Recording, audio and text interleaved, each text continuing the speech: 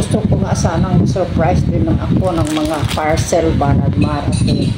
Tapos kasi araw-araw may gawa tatlo, minsan may isa, minsan may 5. Tapos ngayon, I just wanted to be surprised.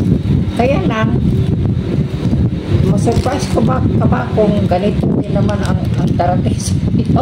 Maliit. O akala ko kasi sa tingin ko kasi nito ay akala ko yung bang beads niya ay makalaki din. Halimbawa, parang 2 beses na kalaki dito. Tapos, I was really expecting na gano'n ang itsura, no?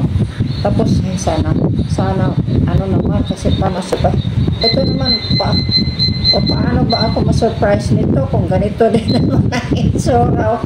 O masurprise ka ba? O, ayan, kasi tinesting ko lang itong orderin kasi sa tingin ko, parang okay nga, maganda. Parang maganda sa tingin ko ba? Pero ewan ko na, kung sa inyo, maganda ba yan?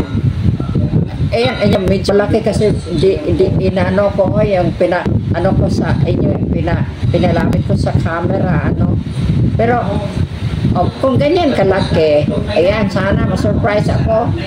Siguro, sisigaw ako sa tuwa. Pero, pag ganito, hindi naman. Ganyan, maliit lang ito eh. Yan, maliit. Nakakainis. Pero sige na lang. Kasi, yan. Yan lang naman ang itsura niya. Yan, ito ang gusto kong ma-surprise sana ako. Pero hindi ako na-surprise kasi maliit eh. I was expecting na ganito kalaki ba? Ganito. Yan ang akala ko ay ganito kalaki. Ito, ma-compare mo naman. Anya. Tignan nyo, ma-compare din nyo sa itong dati kong pulseras. Ito ang dumating kanina. Ito ngayon lang, no? Siguro 30 minutes ago. Tapos, ayan, malaki yan. Akala ko ganito man at least, o hindi kaya ganito.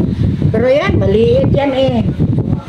Wala akong magagawa. Kailangan ma-surprise talaga ako nito. Nakakainis Di bali na. Okay. Thank you for watching. Let's enjoy life.